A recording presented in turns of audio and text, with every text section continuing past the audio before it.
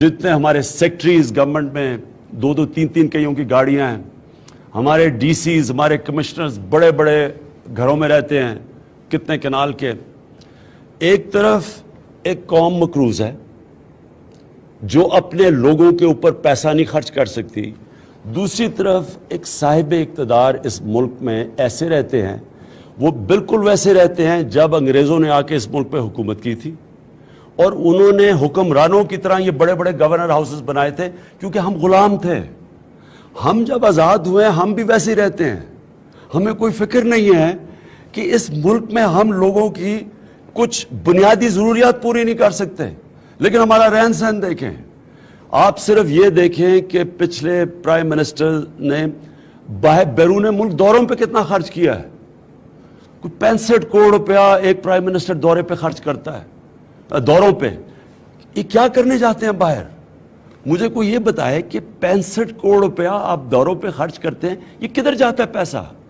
Speaker national assembly, ان کا budget تھا 16 کروڑ روپیہ اور سنا انہوں نے 8 کروڑ روپیہ دوروں پہ خرچ کیا ہے. یہ کیا کرتے ہیں وہ جا کے؟ وہ کوئی ملک فتح کرنے جا رہے ہیں، وہ کیا کرنے جاتے ہیں وہاں؟ تو میں آج آپ کے سامنے اس لیے ساری باتیں رکھ رہا ہوں کیونکہ میں یہ چاہتا ہوں کہ آپ اپنے ذہنوں میں ڈال لیں کہ اگر ہم نے اپنا رخ نہ بدلا، ہم ایک تباہی کی طرف اب جا رہے ہیں. اللہ قرآن میں کہتا ہے کہ میں کبھی کسی قوم کی حالت نہیں بدلتا جب تک وہ قوم خود اپنی حالت بدلنے کی کوشش نہ کرے. ہم نے اگر اپنے آپ کو اس تباہی سے روکنا ہے، ہمیں اپنی سوچ بدلنی پڑے گی. ہمیں طور طریقے بدلنے پڑیں گے، ہمیں اپنا رہن سہن بدلنا پڑے گا. اور سب سے زیادہ ضروری چیز جو اس قوم کے لیے، ہمیں رحم اپنے دل میں پیدا کرنا پڑے گا کہ ہماری آدھی آبادی 2 وقت کی روٹی نہیں کھا سکتی. یہ اپنے ذہنوں میں ڈال لیں. 45% پاکستان کے بچے، ان کو یہ بیماری ہے کیونکہ ہم ان کو کھانا نہیں دے سکتے صحیح طرح. ہمیں اپنے دل میں یہ پیدا کرنا پڑے گا کہ جب تک ہم نے اپنی سوچ نہیں بدلی اور ہم نے یہ نہیں سوچا کہ ان لوگوں کا کیا بنے گا جن کو ہمارا 2.25 کروڑ بچہ سکولوں سے باہر ہے. 2.25 کروڑ بچے سکولوں میں نہیں پڑھ رہے، ان کا کیا بنے گا؟ یعنی اگر یہ آبادی بڑھتی گئی جس طرح بڑھ رہی ہے، ہم اگر ان کو تعلیم بھی نہیں دیں گے، ظاہر ہے تعلیم نہیں دیں گے تو روزگار تو نہیں ملنے لگا لوگوں کو. اگر یہ ملک اسی طرح جاتا رہا، پانی کا آگے کون مسئلہ حل کرے گا؟ کون اس ملک ایک پاکستان کے لیے مسئلہ ایک اور آیا ہوا ہے، کلائمیٹ چینج. ہم دنیا میں نمبر 7 وہ پاکستان ہے، نمبر 7 پہ جو سب سے زیادہ متاثر ہوگا، جس کو کہتے ہیں گلوبل وارمنگ، جو موسم گرم ہو رہا ہے. ہم ادھر کھڑے ہوئے ہیں. تو میں پھر سے آپ کو کہوں گا کہ آج وقت ہے کہ ہم اپنی حالت بدلیں. میری ایک ہی، ہم سارے مسلمانوں کے ایک رول ماڈل ہیں جو ہم سب فالو کرتے ہیں، جو قرآن شریف، اللہ قرآن میں ہمیں کہتا ہے کہ ان کی زندگی سے سیکھو، اور وہ ہیں ہمارے نبی صلی اللہ علیہ وسلم. تو میں بڑا چھوٹا سا آپ کو بتاؤں کہ انہوں نے ان عربوں کو جو ریگستان میں رہتے تھے، جو قبیلوں میں بٹے ہوئے تھے، جو آپس میں لڑتے تھے، جن کے 2 طرف سپر پاورز تھیں، رومن ایمپائر ایک طرف، پرشین ایمپائر ایک طرف، وہ دنیا کے عظیم لیڈر نے کیا چیزیں کی تھیں کہ وہ قبیلوں کو بھی انہوں نے اکٹھا کر دیا، اور انہوں نے چند سالوں کے اندر ان کو دنیا کی عظیم قوم بنا دیا. وہ کیا چیزیں کی تھیں؟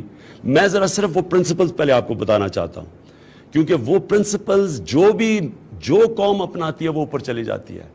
آج جو میں وہ پرنسپلز بتاؤں گا وہ سارے مغربی جمہوریت میں وہ پرنسپلز اپنائے ہوئے ہیں. وہ قوموں نے وہی چیزیں اپنائی ہوئی ہیں جو انہوں نے جن پرنسپلز کے اوپر ایک قبیلوں کو جن کے پاس کچھ تھا بھی نہیں، 2 سپر پاورز کے سامنے کھڑا کر دیا. تو وہ میں آپ کو بتاؤں کہ ہم نے وہ کیا ہم نے اپنے آپ کو بدلنا ہے، وہ کیا اصول ہیں. سب سے پہلے ایک قوم کے اندر قانون کی بالادستی آتی ہے، رول آف لا. اس کے بغیر قوم نہیں اٹھ سکتی. جو بھی سویلائزیشن اوپر جاتا ہے ان کا قانون کے اوپر عمل کرنا، ان کا قانون لوگوں کے لیے ایک برابر ہوتا ہے. قانون ہوتا ہی کمزور کو طاقتور سے تحفظ دینے کا ہے. تو انہوں نے سب سے پہلے قانون کی بالادستی قائم کی اور انہوں نے ایک سٹیٹمنٹ دی کہ اگر میری بیٹی بھی قانون توڑے گی اس کو بھی میں سزا دوں گا. یعنی قانون کے اوپر کوئی نہیں ہے. 2 خلیفہ وقت حضرت عمر رضی اللہ تعالیٰ اور حضرت علی کٹیرا کے اندر کھڑے ہوئے، عدالت میں گئے. حضرت علی ایک یہودی شہری سے کیس ہار جاتے ہیں. خلیفہ وقت ایک یہودی شہری سے کیس ہارتا ہے. 2 چیزیں سامنے آتی ہیں کہ ایک، سارے لوگ قانون کے سامنے، خلیفہ بھی قانون کے نیچے ہے، اور دوسرا کہ اقلیتیں وہ بھی برابر کے شہری ہیں. یعنی یہ اس وقت جب یہ ایسی سوچ نہیں تھی، تب انہوں نے یہ کہا کہ قانون کے سامنے سارے انسان ایک برابر ہیں. پھر انہوں نے زکوٰۃ. اب زکوٰۃ کا کانسیپٹ یہ کیا چیز تھی؟ زکوٰۃ کا مطلب کہ حیثیت کے مطابق لوگ ٹیکس دیں گے. جتنا زیادہ میرے پاس پیسہ اتنا زیادہ میرے اوپر ذمہ داری، میں ان کے لیے پیسہ خرچ کروں جن کو اللہ نے زیادہ نہیں دیا. یہ اس کو کہتے ہیں پروگریسو ٹیکسیشن. یہ آج مغرب کے اندر ہے. آپ یہ جو بڑے، جن کو میں بڑی سویلائزڈ قومیں کہتا ہوں، اسکینڈینیویا، یہ ناروے، سویڈن، ڈنمارک، اگر آپ وہاں دیکھیں تو وہاں پروگریسو ٹیکسیشن ہے. پیسے والے لوگ ٹیکس دیتے ہیں، ان کے ٹیکس سے نچلے طبقے کی بنیادی ضروریات پوری کی جاتی ہیں. تعلیم، غریبوں کی اعلیٰ تعلیم، اعلیٰ علاج ہسپتالوں میں. بے روزگار ہو جائے ان کو پیسے ملتے ہیں. عدالت میں جائیں ان کے لیے حکومت وکیل کر کے دیتی ہے. یہ آج یہ ساری چیزیں مغرب میں، یہ مدینہ کی ریاست میں چیزیں آئی تھیں. زکوٰۃ حیثیت کے مطابق زیادہ پیسے لیتے تھے. وہ پیسے سے معذوروں کو، بیواؤں کو، یتیموں کو، غریبوں کو اسٹیٹ ان کی مدد کرتی تھی. اور پھر مدینہ کی ریاست کے اندر حضرت عمر کی کال تھی کہ اگر کتا بھی بھوکا مرے میری ریاست میں ذمہ دار ہوں. یعنی صرف انسانوں کی ذمہ داری نہیں تھی، جانوروں کی بھی ذمہ داری تھی. آج مغرب میں یہ ہے. مغرب میں آج آپ کو کتے نہیں بھوکے مرتے دیکھتے. اب جانوروں کے لیے وہاں جگہ بنی ہوئی ہیں، ان کے لیے ہسپتال ہیں. وہ نہیں آپ کو سڑکوں پہ ملتے بھوکے مرتے ہوئے. جو آج ہمارے انسانوں کا حال ہے وہ جانوروں کا ان کا بہتر حال ہے. وہ جو اصولوں کے اوپر انہوں نے کھڑا مدینہ کی ریاست جو بنائی تھی، میرٹ کا نظام تھا. آج مغرب میں بہترین میرٹ کا نظام ہے. آج ہمارے میرٹ دیکھیں، وہاں دیکھیں. اور میرٹ کا نظام یہ تھا کہ جو بھی ڈیزرو کرتا ہے. خالد بن ولید نے مسلمانوں کو تقریباً شکست دے دی تھی جنگ احد میں، لیکن ان کو انہوں نے سپہ سالار بنایا ہمارے نبی صلی اللہ علیہ وسلم نے. میرٹ تھی. جو مسلمان اوپر گئے تھے، میرٹ کا نظام تھا. آج آپ یہ ساری چیزیں دیکھ لیں، یہ ساری چیزیں مغرب میں ہیں، یہاں نہیں ہیں. پھر ذمہ داری کیا تھی؟ جو ملک کا جو خلیفہ تھا، جو ملک کا سربراہ ہے، اس کی ذمہ داریاں کیا تھی؟ سب سے پہلے صادق اور امین، سچا انسان. یہ آج مغرب کے اندر ان کے امریکن پریزیڈنٹ نکالا گیا جھوٹ بولنے پہ، برطانیہ کا پرائم منسٹر جھوٹ بولنے پہ نکالا گیا. تو صادق اور امین وہ مدینہ کی ریاست میں سب سے عظیم لیڈر، سارے خلیفہ. دوسری چیز، اپنے آپ کو عوام کے سامنے احتساب کے لیے پریزنٹ کرتے تھے. حضرت عمر مسجد میں کھڑے تھے، عام آدمی نے پوچھا اے عمر کدھر سے کپڑے لیے؟ جواب دیا انہوں نے کہ ہاں جی میں نے یہ میرے بیٹے سے پیسہ لیا. یعنی کہ حکمران قانون سے اوپر نہیں، اور وہ جواب دہ بھی ہے. آج مغرب میں ان کے سارے ڈیموکریسیز کے اندر لیڈر جواب دہ ہیں، عوام کو جواب دہ ہیں کہ اگر وہ بتائیں کہ ان کو پیسہ کدھر سے آیا. پھر کانفلکٹ آف انٹرسٹ. حضرت ابوبکر جب خلیفہ بنے، اپنے کپڑے کی دکان فوری طور پہ بند کی. کیوں؟ کیونکہ انہوں نے کہا کہ باقی کپڑے کے والے جو دکاندار ہیں وہ میرا مقابلہ نہیں کر سکے، میں وقت کا خلیفہ ہوں. آج مغرب کے اندر یہ قانون ہے. ہمارے صرف ایک چیز دیکھ لیں کہ ہمارے جتنے بھی صاحب اقتدار ہیں، یہ اقتدار میں آنے سے پہلے ان کے پاس کیا تھا اور آج ان کے پاس کیا ہے. یعنی اقتدار میں آتے ہی پیسہ بنانے کے لیے. مغرب کے اندر جو جمہوریتیں آگے گئی ہیں وہاں آپ کو اجازت نہیں ہے, آپ اقتدار سے ذات کو فائدہ نہیں پہنچا سکتے. اور یہ 1400 سال پہلے مدینہ کی ریاست میں یہ قانون بنا کہ کوئی اقتدار سے فائدہ نہیں اٹھا سکتا تھا. پھر تعلیم, سب سے زیادہ زور نبی صلی اللہ علیہ وسلم نے جنگ بدر کے بعد پہلے سے کہہ دیا کہ پیسہ بھی نہیں تھا ان کے پاس, ہتھیار بھی نہیں تھے, لیکن انہوں نے جب تعلیم کو ترجیح دی سب کے اوپر کہ جو بھی مکہ کا قیدی 10 لوگوں کو پڑھا لکھا دے وہ آزاد ہو سکتا ہے. تو ایک عظیم انسان نے, عظیم دنیا کے لیڈر نے اپنی قوم کو بتایا کہ تعلیم کے بغیر ایک قوم آگے نہیں بڑھتی. آج ہمارا حال دیکھ لیں, 2.25 کروڑ بچے اسکولوں سے باہر ہیں. آج آپ سوچ لیں مغربی کتنا وہ پیسہ خرچ کرتے ہیں تعلیم کے اوپر. تو جو پرنسپلز مدینہ کی ریاست میں بنائے گئے تھے وہ پرنسپل آج مغرب میں ہیں, اور ہم ایک بھی چیز نہیں اس کے اوپر چل رہے. تو یہ جو آج میں نے آپ کو شروع میں, آپ نے گھبرانا نہیں ہے. آپ کو یہ جو میں نے چیزیں بتائی کہ ہمارے حالات کتنے برے ہیں, یہ حالات اس لیے برے ہیں کہ ہم کوئی بھی اس اصول پہ نہیں چل رہا ہے جس کے لیے یہ ملک بنا تھا. یہ ملک اس لیے نہیں بنا تھا کہ وہاں جناب ہندو یہاں پیسے والے تھے تو وہ جا کے تب پاکستانی پیسے والے آ گئے, مسلمان پیسے والے آ گئے. اس لیے نہیں یہ ملک بنا تھا. یہ ملک بنا تھا جو علامہ اقبال, جو میں سمجھتا ہوں کہ پچھلے 500 سال میں سب سے عظیم مسلمان ذہن تھا, انہوں نے یہ ایک خواب تھا کہ ہم ایک ان اصولوں کے اوپر کھڑا کریں گے ایک ملک کو جس کے اوپر نبی صلی اللہ علیہ وسلم مدینہ کی ریاست بنائی تھی. اب میں آپ کو بتاتا ہوں کہ ہم نے اب کرنا کیا ہے.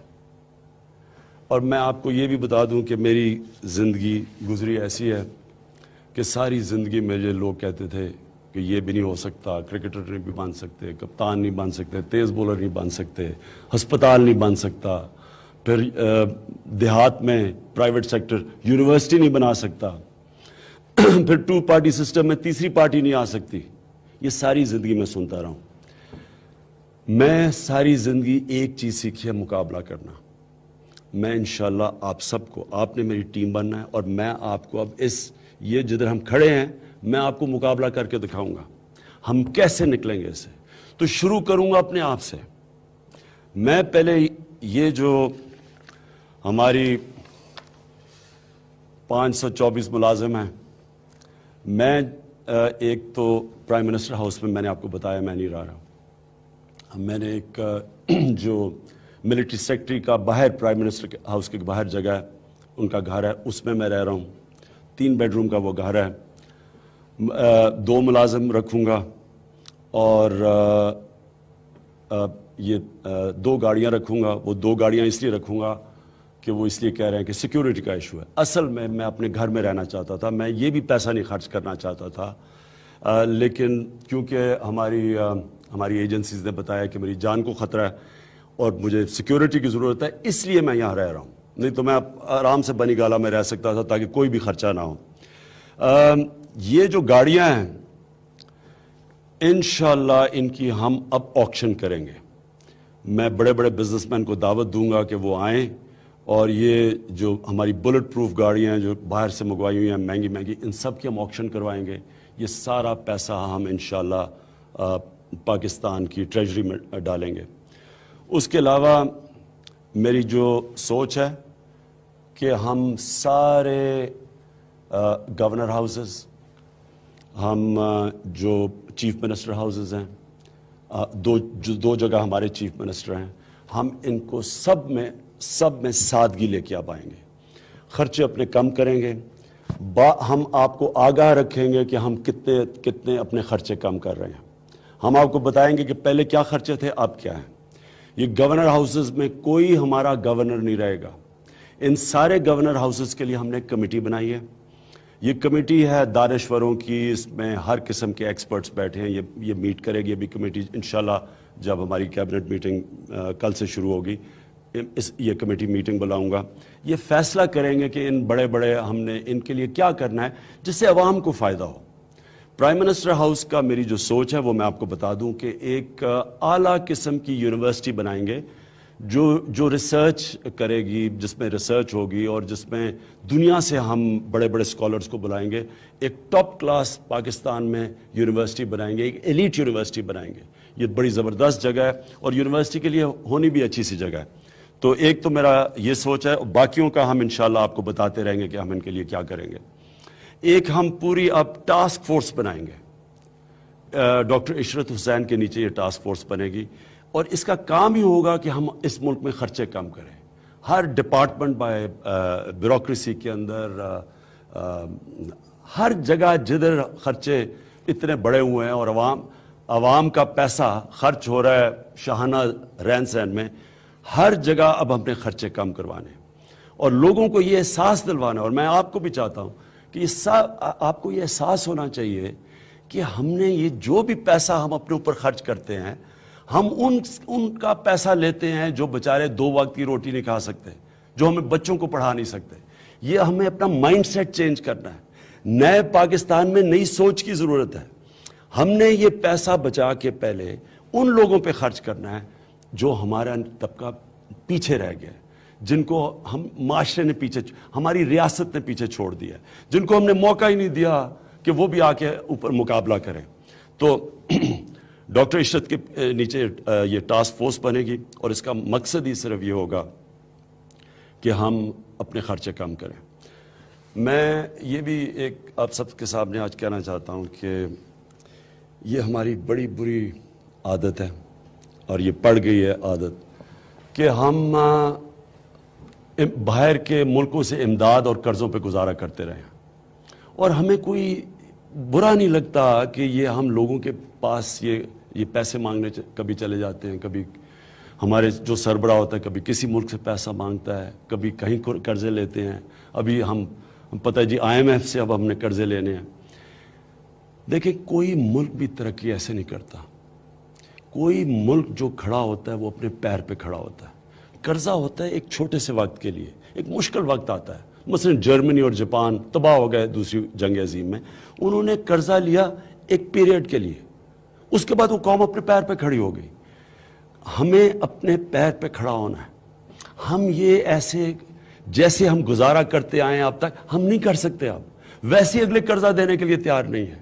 اور جو قرضہ بھی دیں گے, دیکھیں جو قرضہ دیتا ہے نا وہ پھر آپ کی آزادی لے جاتا ہے, آپ کی عزت چلی جاتی ہے.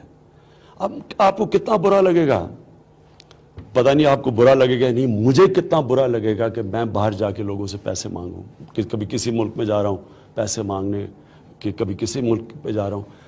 میں اپنے ملک کے لیے شوکت خانم کے لیے پیسہ مانگنے کے لیے میں پاکستان کی سڑکوں پہ نکلا ہوں, لیکن پاکستانیوں سے پیسہ مانگ رہا تھا. لیکن اگر مجھے کوئی کہے کہ کسی باہر والے ملک سے جا کے پیسہ مانگو, مجھے بھی شرم آئے گی. اور آپ کے لیے کتنا برا ہوگا کہ جب ایک ملک کا سربراہ پیسے مانگتا ہے تو سارے ملک کی عزت چلی جاتی ہے. دیکھیں دنیا اس کی عزت کرتی ہے جو اپنی عزت کرتا ہے. جو قوم اپنی عزت نہیں کرتی, جس میں قومی غیرت نہیں ہوتی, وہ دنیا اس کی عزت نہیں کرتی. ہمیں برا لگتا ہے. میں کئی دفعہ ہوا ہوں, ہم باہر گئے ہیں, پاکستانیوں کو علیحدہ وہ لائن میں کھڑا کر دیتے ہیں اور دنیا کے لوگ جا رہے ہوتے ہیں پاسپورٹ دے کے چلے جاتے ہیں. کتنی شرم کی بات ہے ہمارے لیے, لیکن یہ ہمارا قصور ہے, یہ دنیا کا قصور نہیں ہے. ہم جو ہاتھ پھیلا کے دنیا کے سامنے پہنچتے ہیں. تو میں انشاءاللہ میرا یہ ارادہ ہے کہ اس قوم کو میں نے اپنے پیر پہ کھڑا کرنا ہے. ہم نے کبھی یہ کسی کے سامنے ہاتھ نہیں پھیلانے. ہم نے ایک عظیم قوم بننا ہے. عظیم قوم بنتی ہے قربانیاں دے کے. وہ بیکاریوں کی طرح بھیک مانگنے سے کوئی قوم عظیم نہیں بنتی. ہم نے اپنے پیر پہ کھڑا ہونا ہے. اور کیسے, وہ میں اب آپ کو بتاتا ہوں. پیسہ اکٹھا کرنا ہے ہم نے. اس 20 کروڑ لوگوں کے اندر 8 لاکھ لوگ صرف ٹیکس دیتے ہیں. 20 کروڑ عوام میں 8 لاکھ لوگ اگر ٹیکس دیں گے, وہ ملک زیادہ دیر نہیں چلے گا. یہاں پیسے والے لوگ ہیں, بڑے بڑے گھروں میں رہتے ہیں, بڑی بڑی گاڑیاں چلاتے ہیں, ٹیکس ہی نہیں دیتے. جو انشاءاللہ میں آپ کے سامنے وعدہ کرتا ہوں, سب سے پہلے میں نے FBR کو ٹھیک کرنا ہے. ہماری پہلی کوشش ہوگی کہ جو FBR ہے جس میں کرپشن اتنی زیادہ ہے, لوگوں کو اعتماد نہیں ہے, وہ ٹیکس ہی نہیں دیتے. پہلے تو ہم FBR کو ٹھیک کریں گے, اس کے بعد میں عوام کو یہ اعتماد دوں گا کہ آپ کے ٹیکس کی میں حفاظت کروں گا, آپ کا ٹیکس آپ پہ خرچ کروں گا. پوری یہ جو ہم یہ کیمپین چلائیں گے اب آسٹیرٹی کیمپین, سادگی کی, یہ چلتی جائے گی مسلسل. ہم ہر روز آپ کو بتائیں گے کہ ہم نے عوام کا کتنا پیسہ بچایا. لیکن جب ایک طرف ہم پیسہ بچا رہے ہیں, یہ آپ کی ذمہ داری ہے کہ آپ ٹیکس دیں. اس کو جہاد سمجھیں آپ, کہ آپ نے اپنے ملک کی غیرت کے لیے ٹیکس دینا ہے. آپ اگر ٹیکس بچاتے ہیں آپ اپنے ملک کو نقصان پہنچاتے ہیں. آپ جب آپ کی حیثیت ہے ٹیکس دینے کی اور آپ ٹیکس بچاتے ہیں تو یاد رکھیں یہ جو غریب لوگ ہیں بیچارے, جن کو ہم نہ پڑھا سکتے ہیں نہ پانی دے سکتے ہیں, بیچارے جو کن حالات میں رہ رہے ہیں, کچی بستیوں میں جا کے دیکھیں, کراچی میں کبھی جا کے دیکھیں, وہ گندے نالے کے ساتھ بچے وہاں چیزیں اٹھا کے کھا رہے ہیں. یعنی ہم یہ کیسے برداشت کر سکتے ہیں؟ تو ہم نے یہ سوچنا ہے کہ یہ جو ہم ٹیکس دیں گے اس کو یہ سمجھیں کہ اللہ کے لیے دے رہے ہیں. جس طرح ہم زکوٰۃ دیتے ہیں, یہ ہم نے دینا ہے اپنے نچلے طبقے کو اوپر اٹھانے کے لیے. اور انشاءاللہ میں آپ کو یہ ثابت کروں گا کہ ہم نے اگر یہ اپنی ریفارمز کر دی, ہم نے آپ کو یہ اعتماد دلوا دیا کہ ٹیکس آپ کے اوپر خرچ ہوگا, انشاءاللہ ہم یہ کبھی بھی ہمارا خسارہ نہیں ہوگا. یہ جو آج ہمارے سارے مسئلے یہ ہیں کہ ہمارے خرچے زیادہ اور ہماری آمدنی کم ہے, انشاءاللہ ہم اپنی آمدنی پوری کریں گے. اس کے ساتھ ساتھ ہم ایک ٹاسک فورس بنا رہے ہیں, وہ ابھی میں اس کا اعلان کروں گا کہ جو پاکستان کے پیسے چوری ہو کے باہر گئے ہیں ملک سے, ہم نے پوری ایک ہائی پاور ٹاسک فورس بنانی ہے. ہم نے یہ پیسہ واپس لے کے آنا ہے پاکستان میں. جن لوگوں نے منی لانڈرنگ کی ہے, اور امریکہ کی اسٹیٹ ڈپارٹمنٹ کی ایک رپورٹ ہے کہ ہر سال اس ملک میں 10 ارب ڈالر کی منی لانڈرنگ ہوتی ہے, یعنی کہ 1000 ارب اس ملک سے چوری ہو کے باہر جاتا ہے. یہ ہمیں سب سے زیادہ نقصان پہنچا رہا ہے. یہ ہیں اصل اس ملک کے مجرم. اور اس کے ساتھ ساتھ میں آپ کو ایک اور چیز کہنا چاہتا ہوں, آپ کبھی کسی پارٹی کو ووٹ نہ دیں جس کے لیڈر کا سارا پیسہ اس ملک میں نہیں ہے, جس کا جینا مرنا اس ملک میں نہیں ہے. کیسا وہ لیڈر ہے جو اپنے ساری بزنس اور پیسے باہر رکھ رہا ہے اور آ کے لیڈری پاکستان میں کر رہا ہے؟ یہ آپ کی اپنی غلطی ہے. اگر قوم ایسے کرے گی کہ جو پیسہ نکال کے باہر لے کے جا رہا ہے, یعنی وہ کیسے وفاداری کرے گا قوم سے اگر اس کا اربوں روپیہ باہر پڑا ہوا ہے؟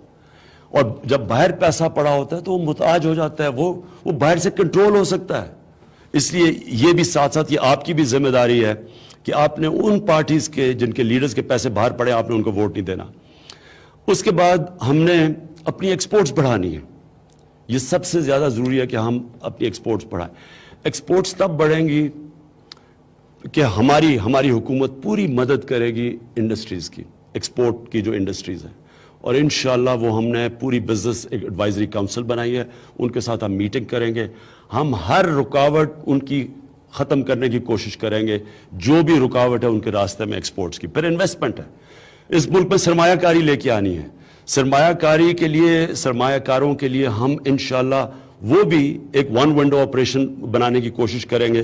پرائم منسٹر سیکریٹریٹ کے اندر ایک آفس ہوگا جو صرف اور صرف جو انویسٹمنٹ لوگ پاکستان میں کر رہے ہیں, جو رکاوٹیں ان کے لیے, جو مشکلات ان کے لیے, انشاءاللہ ہم دور کریں تاکہ یہاں سرمایہ کاری بڑھے. پھر ہم نے اپنی اسمال اور میڈیم انڈسٹری, دیکھیں ایک ملک کی جو ریڑھ کی ہڈی ہوتی ہے نا, وہ چھوٹی انڈسٹری ہوتی ہے. جو چھوٹے انڈسٹریل, جو چھوٹا بزنس مین ہوتا ہے, جو چھوٹا سرمایہ کار ہوتا ہے, ان کے لیے اس وقت بہت بڑی رکاوٹیں ہیں. تو جو ورڈز ہیں کاسٹ آف ڈوئنگ بزنس, یعنی ان کے لیے اتنی رکاوٹیں ہیں, اتنی ریڈ ٹیپ ہے, اتنی مشکلات ہے کہ وہ انویسٹ نہیں کرتے. ان کے لیے انشاءاللہ آسانیاں پیدا کریں گے تاکہ وہ پیسہ انویسٹ کریں, پھر روزگار لوگوں کو ملے.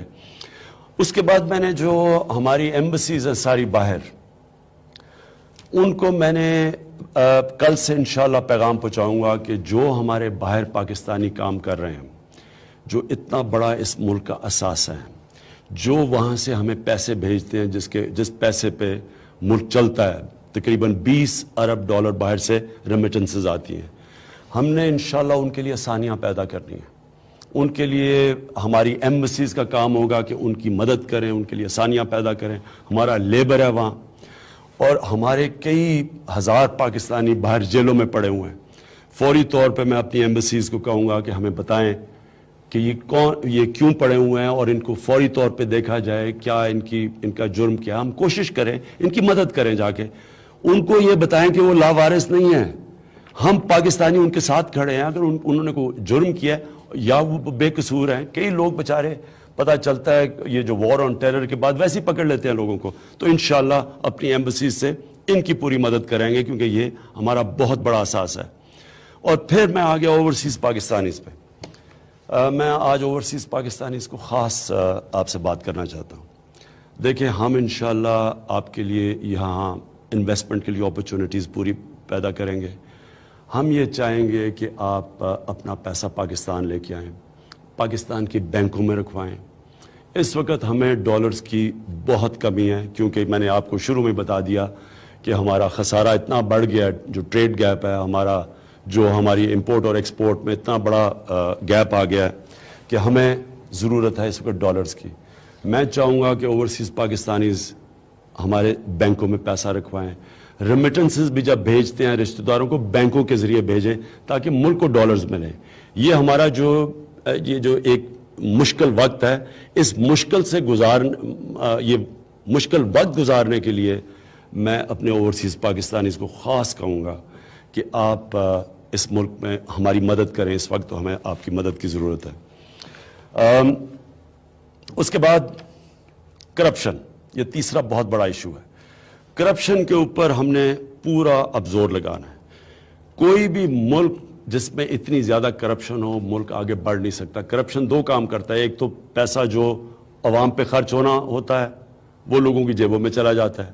دوسرا, کرپشن کرتے وقت جب صاحب اقتدار کرپشن کرتے ہیں تو وہ ملک کے ادارے تباہ کر کے کرپشن کرتے ہیں, نہیں تو وہ کرپشن نہیں کر سکتے, نہیں تو وہ پکڑے جائیں گے. اس لیے کرپشن کے اوپر انشاءاللہ ہم پورا زور لگائیں گے. ایک تو نیب ہے, نیب کو میں انشاءاللہ نیب چیئرمین سے میٹنگ کروں گا. کسی قسم کی ان کو مدد چاہیے, ان کو ہمارے سے مین پاور چاہیے, ان کو فنڈ چاہیے, ہم ان کی پوری مدد کریں گے ان کو پاورفل بنانے کے لیے. اس کے ساتھ ساتھ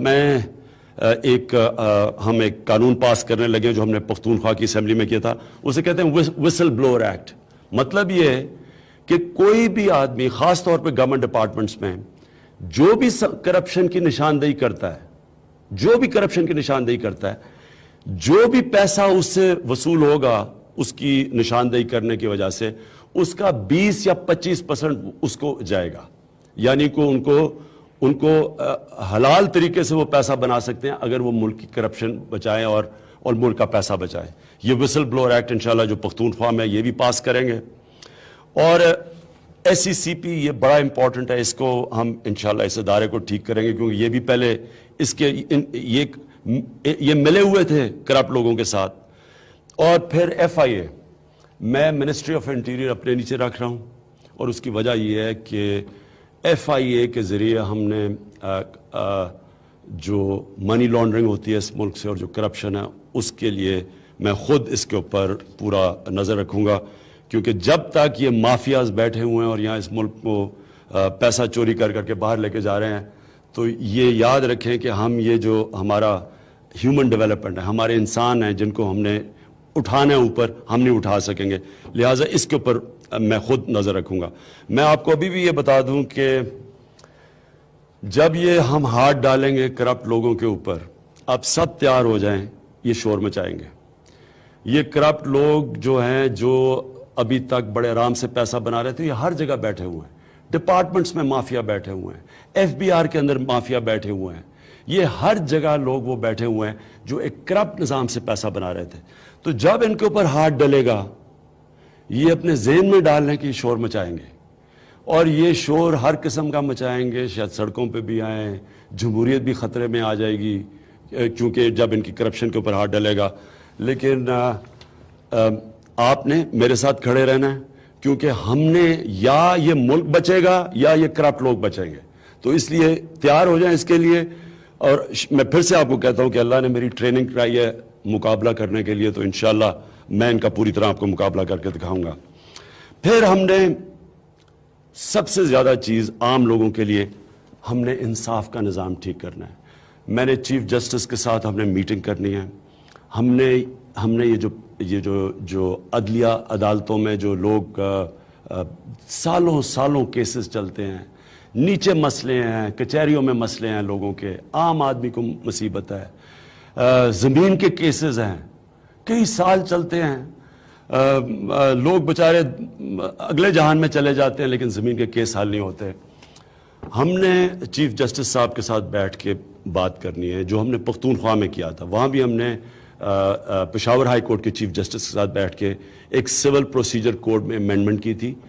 1 سال کے اندر سارے کیسز, سول کیسز کا ہم نے فیصلہ کیا تھا ہوگا. اور وہ ہمارے ساتھ عدلیہ بھی تھی, انہوں نے بھی ہمارے ساتھ پوری طرح تعاون کیا.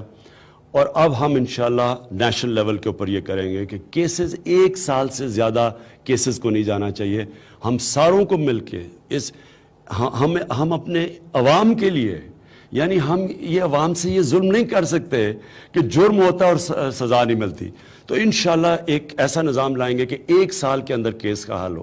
اور میں چیف جسٹس صاحب سے آج یہ خاص ریکویسٹ کرنا چاہتا ہوں کہ کئی بیواں ہیں, انہوں نے مجھے اپروچ کیا ہوا ہے.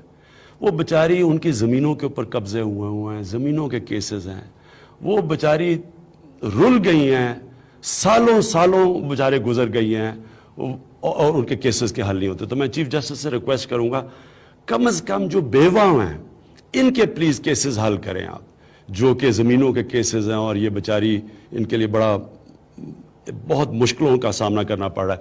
میں آپ کو صرف ایک واقعہ بتانا چاہتا ہوں. جب میں شروع کی پالیٹکس تو مجھے ایک خاتون نے اپنے خون سے خط لکھا اور اس نے کہا کہ میں اور میری بیٹی ہم پولیس اسٹیشن جاتے ہیں, میرے ہسبینڈ کو کسی نے قتل کر دیا, ہم وہ قتل کا کیس کے لیے FIR کے پیچھے پولیس تھانے جاتے ہیں. وہاں وہ پولیس والے جان کے ہمارا کیس ڈیلے کرتے رہتے ہیں, ہمیں بار بار جانا پڑتا ہے اور ہمیں بری نظر سے دیکھتے ہیں. تو وہ کہتی کہ میری آج یہ حال ہے کہ میں اپنی بیٹی اور ہم کس کے پاس جائیں. تو میں انشاءاللہ میں آج سب کے سامنے آج وعدہ کرتا ہوں کہ یہ میرا عزم ہے کہ یہ جو ہمارا کمزور طبقہ ہے جن سے ظلم ہوتا ہے, یہ جو ہماری بیوہ ہیں, ہمارے جو بیچارے غریب طبقہ ہے, جیلوں میں جب جیل میں تھا صرف غریب لوگ ہی نظر آتے ہیں. اور جیلوں میں بھی میں آج یہ کہنا چاہتا ہوں کہ انشاءاللہ ہم اپنے وکیلوں کے گروپس, وکیلوں کو بھیجیں گے جیلوں کے اندر. کم از کم جا کے دیکھیں جیل کے اندر جو پڑے ہوئے ہیں لوگ, ان سے دیکھیں تو صحیح کہ کیا ان کے مسئلے مسائل ہیں. کئی بیچارے فیس نہیں دے سکتے, جیلوں میں بیچارے پڑے ہوئے ہیں اور برے حالات میں رہ رہے ہیں, اور کئیوں کا صرف جرم ہے ان کی غربت. تو ہم نے ایک وہ بھی کرنا ہے. اور پھر پولیس کا ہم نے نظام ٹھیک کرنا ہے. پہلے مجھے KP کی بڑی خوشی ہے کہ KP کے اندر ایک بہت بڑی تبدیلی آئی ہے پولیس میں, اور میں بڑا شکر گزار ہوں کہ جس طرح KP کی پولیس نے ایک ایسی تبدیلی لے کے آئی کہ ہمارے الیکشن کی جیتنے کی ایک بہت بڑی وجہ یہ تھی کہ پولیس تبدیل ہو گئی. وہاں لوگوں کو اعتماد آ گیا پولیس کے اندر, وہاں جرم نیچے آ گئے, اور وہ صرف اس لیے تھا کہ ہم نے پولیس کو پروفیشنل کیا. اور ایک پولیس کے جو IG تھے جنہوں نے یہ ساری ریفارمز کی, ان کا نام تھا